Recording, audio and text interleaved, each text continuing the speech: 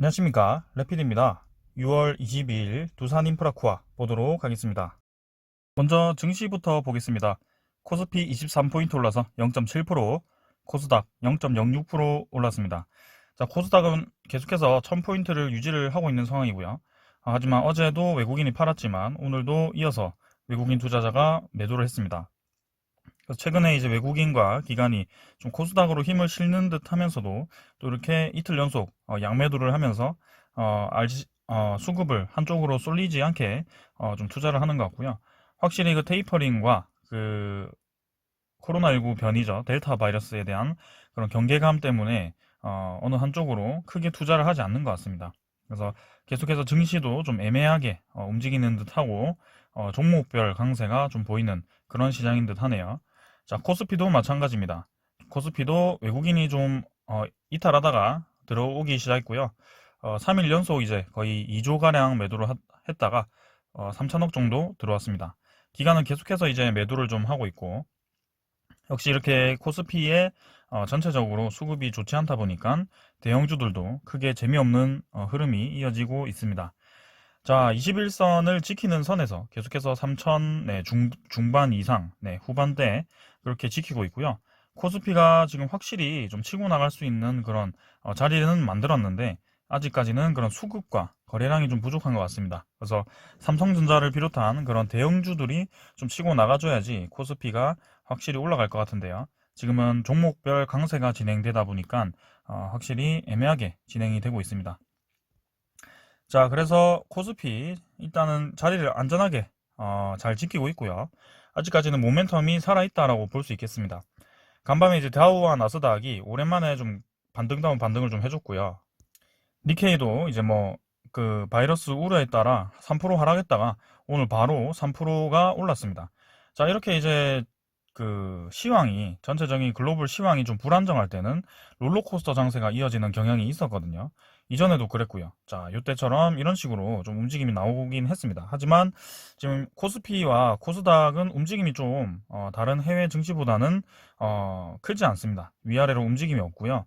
지금 잘 버티고 있는 듯 합니다. 그래서 조금 더 지켜보면 될 것 같고, 지금 테이퍼링과 그런 우려 때문에 미국 증시가 10%에서 20%까지도 조정을 받을 수 있다라는 얘기가 나왔지만 좀 더 주의 깊게 보도록 하겠습니다. 거기에 대해서는 좀 조심스럽게 생각하고 있거든요. 자, 그래서 지수 선물 같은 경우는 다우존스와 나스닥 또 약하게 조정을 좀 받고 있는 것 같고요. 유럽 증시도 뭐 크게 상승 없이 좀 조정을 받고 있네요. 자, 그래서 지금 글로벌 증시 자체가 별로 움직임이 재미가 없다. 그 다음에 미국 채권 금리가 또 이제 반등을 하기 시작했죠. 좀 많이 내려갔다가 갑자기 이제 또 올라가기 시작했습니다. 자, 그래서 1.4%대를 깨고 엄청나게 내려갔다가 1.5%대로 단숨에 이제 올라왔고요. 확실히 이제 저점 라인, 기존에 딛고 있던 그 저점 라인을 다시 이제 회복을 좀 한 것 같습니다. 자, 국채 금리가 또 급격하게 좀 올라가 버리면 증시에도 부담스러울 수 있기 때문에 좀 주목을 하도록 하겠습니다. 자, 오늘은 이 정도로 보고 마치겠고요. 여전히 이제 글로벌 증시를 흔들 수 있는 그런 변수들이 많습니다. 그래서 확실하게 지금 이전이죠. 올 초나 뭐 작년 말 정도 그렇게 이제 유동성 장세에 의한 상승세는 뭔가 좀 움직임이 둔화된 것 같고요. 조금 더 주의 깊게 이 시장에 대응할 필요가 있겠습니다. 자, 오늘은 이 정도로 마치고 종목 분석 들어가도록 하겠습니다. 자, 두산인프라코아 보겠습니다. 자, 두산인프라코아도 마찬가지.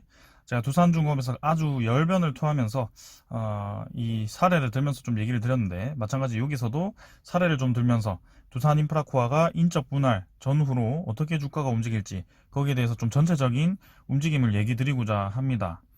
자, 오늘도 1100원 올라서 7% 정도 상승을 했고요. 16,700원 마무리했습니다. 자, 생각보다 이제 많이 올랐죠. 16,750원으로 시간에도 더 상승을 했고요. 두산중공업과 같이 이 차트 흐름, 주가 흐름이 거의 비슷하게 움직이고 있습니다. 그래서 지금 어느덧 두산인프라코아 같은 경우는 벌써 이제 전고점까지 다 올라왔고요. 사실 이제 단기적으로 좀 횡보를 이어갈 것이라고 생각을 했던 저의 생각과는 좀 반대되는 그런 이제 양봉이 나오긴 했습니다. 거래량도 좀 늘었고요. 자, 하지만 이게 두산인프라코아가 이 계속 올라갈 것인지, 아니면 이제 곧 거래 정지가 되고 나서 그 거래 정지가 풀렸을 때 두산인프라코아의 주가가 어떻게 될지, 거기에 대해서 좀 중요한 얘기가 있어서 말씀을 드리고자 합니다. 자, 주봉과 월봉은 다 좋게 진행이 되었고요. 두산인프라코아 기관 투자자, 외국인 투자자 오늘 둘 다 매수를 하면서 주가를 좀 끌어올린 것 같습니다. 특히 이제 우리가 계속 기대하고 있던 연기금이 다시 한번 매수를 시작했다는 점, 그동안 이제 좀 많이 매도를 했던 연기금이 다시 돌아왔고요. 사모펀드도 같이 들어오면서 좋게 진행이 되었습니다. 자, 수급적으로나 차트적으로나 이 전체적인 흐름이 아주 좋죠. 근데 왜 자꾸 제가 이렇게 뭔가 부정적인 방향으로 얘기를 할까요? 거기에 대해서 좀 근거를 들면서 말씀을 드리고자 합니다. 자, 일단 하던 거 마저 끝내고 말씀을 드리도록 하고요. 자, 이건 두산중공업이고, 두산인프라코아의 공매도 잔고 한번 확인해 보겠습니다. 자, 늘어나다가 드디어 다시 좀 줄었습니다. 그래서 750만 주로 감소를 했고요. 이 공매도 잔고에 대해서도 제가 이따가 좀 설명을 드리고자 합니다. 조금 더 이 전 사례를 들면서 얘기를 드리고자 하고요. 750만 주로 감소한 것은 다행입니다. 자, 그리고 두산인프라코아의 대차잔고 확인해 보겠습니다.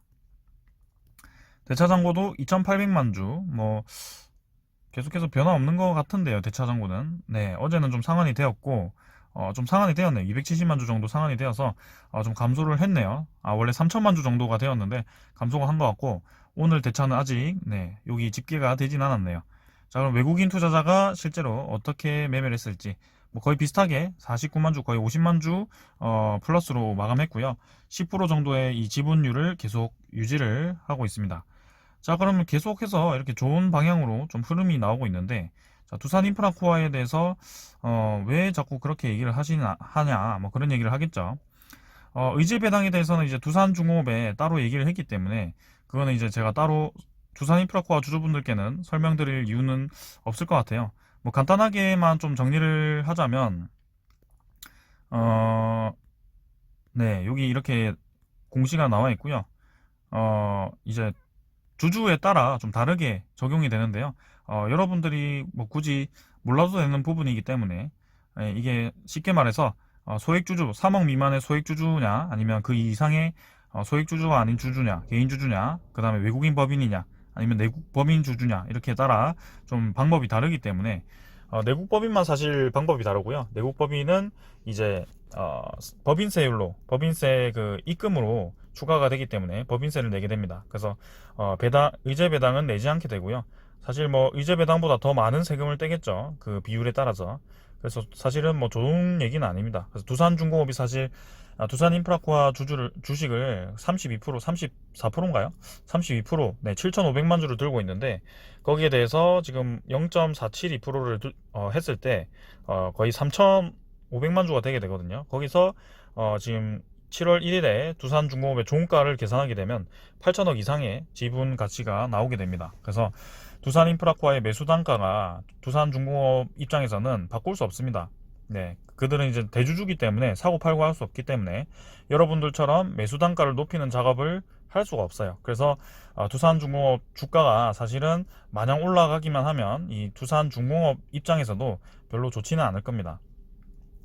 자, 그래서 일단 그거는 이제 여기까지 얘기를 하고요. 두산중공업 입장에서 얘기를 한 거고, 자, 그럼 두산인프라코아의 의제배당, 뭐 다시 한번 말씀을 드리자면, 두산인프라코아의 주식수를 A라고 하겠습니다. 지금 가지고 계시는 여러분들의 주식수를 A라고 한다면, 그 A에다가 0.689 이 감자 비율을 곱해서 지금 두산인프라코아, 그죠? 여기서 매수 단가, 여러분들의 이 A의 매수 단가를 곱하시고, 그 다음에 이 A에 0.472를 곱하시고, 그 다음에 두산중공업의 이 7월 1일에 그 종가죠. 네, 종가를 계산하게 되었을 때, 이게 만약에 이쪽 아래쪽이 더 크게 된다면 그 차액만큼 15.4%에 대해서 세금을 떼게 되고요. 그 다음에 이게 만약에 이 세금과 그 다음에 뭐죠? 다른 금융 수익이 합쳤을 때 2천만 원 이상이 되었을 때 추가로 더 세금을 뗀다는 것을 여러분들은 좀 참고를 하셨으면 좋겠습니다. 그래서 세금 줄이기 작업을 위해서 이 매수 단가를 높이기 위해서 두산인프라코아 이 A 주식을 팔았다가 다시 매수를 하면서 그런 작업을 좀 하는 것 같은데요. 자, 근데 오늘 그런 작업을 하시는 분들께 조금 이제 무거운 얘기가 될 수 있는 그런 얘기를 하도록 하겠습니다. 자, 이게 뭐 그렇게 안 되었으면 하지만 제가 이전에도 두산중공업을 열심히 이제 분석을 좀 할 때 한번 진행했던 그런 내용입니다. 어디 갔죠? 여기 있죠. 네. 두산엔진의 분할 흡수합병 시 두산중공업의 주가라고 제가 이렇게 물음표를 써놨고요. 자, 그 두 개를 지금 비교를 하면서 여러분들께 이 두산엔진이 그 이후에 주가가 어떻게 형성이 되었는지 좀 예시로 들어보고자 합니다. 사실 두산엔진과 두산인프라코어는 좀 다르죠. 두산엔진은 여기 보시다시피 뭐 이렇게 웰투시 컨소시엄에 822억 원을 받고 이제 이 사모펀드죠. 사모펀드 쪽이 팔았고요. 두산인프라코어 같은 경우는 8,500억을 받고 이제 현대중공업에 매각을 하는 것이기 때문에 조금 이제 이 기업 가치로 따지면은 당연히 이제 현대 쪽이 좋죠. 시너지도 좋고. 그래서 그 이후에 주가가 좀 다르게 형성될 수는 있지만 큰 흐름은 좀 비슷할 수 있다라고 생각을 하기 때문에 한번 이것을 자세하게 알아보도록 하겠습니다. 자, 보시면 자, 두산엔진 이 존속 사업회사 이외에 두산엔진 투자회사가 신설이 되고요. 두산중공업은 신주사 발행을 통해서 마련한 주식으로 두산엔진 투자회사를 합병 비율은 1대 0.27입니다. 지금은 1대 0.47이고요. 그 다음에 두산엔진 42.7% 전량을 이렇게 매각을 한다. 내용은 거의 비슷합니다. 흐름은 거의 다 비슷하고요. 자, 0. 이렇게 해서 신주가 거의 1,000만 주 이상이 상장이 되게 됩니다.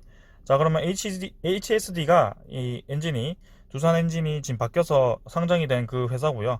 자, 그 기업이 거래 정지 기간이 그 인적 분할이 될 때 6월 1일부터 6월 18일, 2018년 6월 1일부터 6월 18일 동안 거래 정지가 되었고요. 제 상장일은 6월 21일입니다. 자, 요때가 되게 되는데 한번 주가를 살펴보도록 하겠습니다. 지금 두산인프라코어 같은 경우는 7월 아니죠. 6월 29일부터 7월 20일까지죠. 거래 정지 기간이. 그래서 거의 3주로 비슷하고요. 지금도 거의 비슷하게 진행이 되고 있다. 제 상장일은 7월 21일이고요. 자, 그럼 주가 한번 보겠습니다. 자, 잘 보십시오. HSD 엔진부터 보겠습니다. 2018년 6월 1일부터 6월 18일까지 거래 정지가 되었고요. 그 전에 주가와 그 뒤의 주가를 비교를 해보겠습니다. 자, 2018년 6월이죠. 그 전에 합병 발표가 되었을 때 주가를 급등을 시킵니다. 그래서 이 거래 정지가 되기 전이죠. 거래 정지가 되기 전에 주가를 상당히 많이 끌어올리게 됩니다. 자, 그때가 3,000원에서 거의 5,000 중반대로 거의 뭐 2배 가량이라고 보셔도 될 것 같고요. 이렇게 단기간에 주가를 끌어올리게 됩니다. 두산인프라코어도 마찬가지 지금 상당히 주가를 많이 끌어올렸고요. 그 두산인프라코어와 두산중공업이 상당히 유사하게 주가가 형성이 되었다라고 보셔도 될 것 같습니다. 차트 보시면 똑같습니다. 자, 그러면 거래 정지 이유가 중요하잖아요. 요겁니다. 자, 이렇게 큰 음봉이 나오면서 HSD 엔진으로 재상장이 된 그 첫날에 이렇게 급락을 하게 됩니다. 거래량이 빵 터지면서요. 자, 요때 어떻게 투자가 이루어졌는지, 자, 2018년 6월 21일입니다. 한번 보겠습니다. 조금만 기다려주세요. 이거 왜 한꺼번에 넘기려니까 조금 시간이 걸려가지고. 자, 일단 충격적이죠. 저런 흐름이 나왔었습니다. 하지만 그때 당시 공시를 살펴보면 며칠 뒤에 이제 전환사채 얘기가 좀 나오면서 하긴 했습니다만, 일단 첫 상장 때 거래 개인 150만 주 매수, 기간 145만 주 매도했고요. 금융투자가 그 중에 대부분을 매도를 했고, 투신도, 연기금도 이렇게 대량 매도를 하는 모습이 보였습니다. 자, 이렇게 6월 19일에 재상장됐네요. 네, 이렇게 진행되었고, 이때 당시에 공시를 살펴보시면 여러분들 악재가 없었습니다. 근데 그냥 재상장 첫날이라고 해서 이렇게 급락을 시키는 모습. 그래서 합병 기간 동안 주가 끌어올린 만큼 그대로 떨어졌다고 보시면 될 것 같고요. 자, 두산인프라코어도 마찬가지입니다. 합병 진행이 되면서 이렇게 급등을 했습니다. 사실 주가가 지금 거의 2배가량 급등을 했고요. 비율이 거의 비슷하죠. 9,000원 정도에서 지금 16,700원. 그래서 그 정도 상승을 했고, 지금도 이 정도 고점에서 이제 마무리를 하고 정지가 될 텐데, 그 뒤에 이렇게 충분히 급락이 나올 수 있다는 겁니다. 그거를 잘 생각하십시오. 일단 두산인프라코아 같은 경우는 현대인프라코아의 시너지도 있고 하지만, 최근에 이 급등에 대해서는 두산중공업의 급등을 따라갔기 때문에 사실 두산인프라코아만의 그 호재로 올라간 게 아닙니다. 절대. 네, 그렇게 생각을 하셔야 되고요. 공매도 상한이 되면서 올라간 것도 아닙니다. 네, 그래서 그냥 합병가액 맞추기로 올라갔고요. 지금 이 거래 정지 이후에 이 상승분에 대해서 어느 정도 반납을 할 가능성이 상당히 저는 높아 보입니다. 그러니까 주의를 하시라. 단가 높이기 위해서 괜히 고점에서 그냥 첫날부터 쭉 내려가지고 조심하세요, 그냥. 네, 그래서 저는 그냥 이쯤에서 매도했다가 그 합병 다음에 어떻게 되는지 보고 재매수해도 될 것 같고요. 뭐 그런 생각입니다. 굳이 두산중공업을 지금 받아봤자, 저는 사실 두산중공업 매일매일 리뷰하는 입장에서 지금 단기간에 뭐 계속해서 올라갈 것 같지는 않습니다. 네, 어느 정도 기간이 필요하다라고 말씀을 드리고 있고, 그래서 뭐 지금 두산인프라코아만 얘기를 했지 두산중공업도 같이 한번 보겠습니다. 그때 어떻게 진행되었는지. 2018년 6월 1일부터 2018년 6월 18일까지 거래 정지가 되었던 그 기간, 자, 요때입니다. 네, 요때네요. 두산중공업도 마찬가지로 합병 발표 이후 계속 올랐고요. 자, 합병 발표 이 거래 정지 기간 그 전에 이미 어느 정도 조정을 좀 받고 이렇게 마무리를 합니다. 자, 근데 HSD 그 엔진, 두산 엔진이 거래 정지되어 있는 그 기간 마지막 풀리기 전 이렇게 두산중공업이 급락을 시작하게 되고요. 결국에는 이 합병으로 인해서 올랐던 그 주가의 거의 뭐 대부분을 반납을 하게 됩니다. 두산중공업도 마찬가지. 그래서 저는 조심하라고 계속 말씀을 드리고 있습니다. 지금 뭐 다시 산다고 해서 뭐 내가 다시 산다고 뭐 안티를 하니 뭐 그런 이상한 얘기를 하시는 분들이 있는데, 일단 이렇게 사례를 들면서 얘기를 하면 뭔가 좀 느낌이 오시겠죠? 네, 그래서 두산인프라코아 계속 저는 올라가면 좋겠지만, 이런 사례가 있었다. 그 다음에 신주 상장이 되고 인적 분할 이후에 이렇게 재상장이 되고, 그럼 이게 중요하죠. 네, 그렇게 급락을 하고 계속 떨어졌느냐, 그게 중요하겠죠. 여러분들이 궁금해 하실 것 같아서 그 마지막으로 보고 그냥 마치도록 하겠습니다. 자, 아까 급락했던 그 자리 6입니다. 자, 차트 한번 보겠습니다. 241선까지 떨어뜨리고 결국에는 오랜 기간 동안 거의 1년인가요?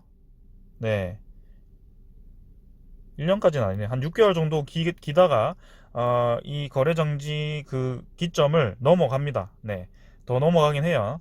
자, 그래서 초장기 투자 하시는 분들은 뭐 상관없을 겁니다. 결국에는 올라갈 거니까요. 현대 인프라코아니까. 근데 단기간에 이 급락은 나올 수 있다라는 거죠. 지금 최근에 주가 상승이 두산 인프라코아의 가치 때문에 올라간 게 아니고 합병가액을 맞추기 위해서 올라갔기 때문에 주의를 하라고 말씀을 드리는 겁니다. 네, 그래서 두산 인프라코아가 사실 두산 밥 캣이 떨어지고 나면 매출액과 영업이익, 순이익이 상당 부분 떨어질 거기 때문에 거기에 대해서 충분히 주가 하락시킬 수 있는, 단기간에 하락시킬 수 있는 명분이 있고요. 네, 조심하시라는 겁니다. 자, 오늘은 요 정도로 하고 마치겠고요. 이제 정지까지 며칠 남지 않았습니다. 여러분들 뭐 제가 100% 맞다 이런 게 아니고요.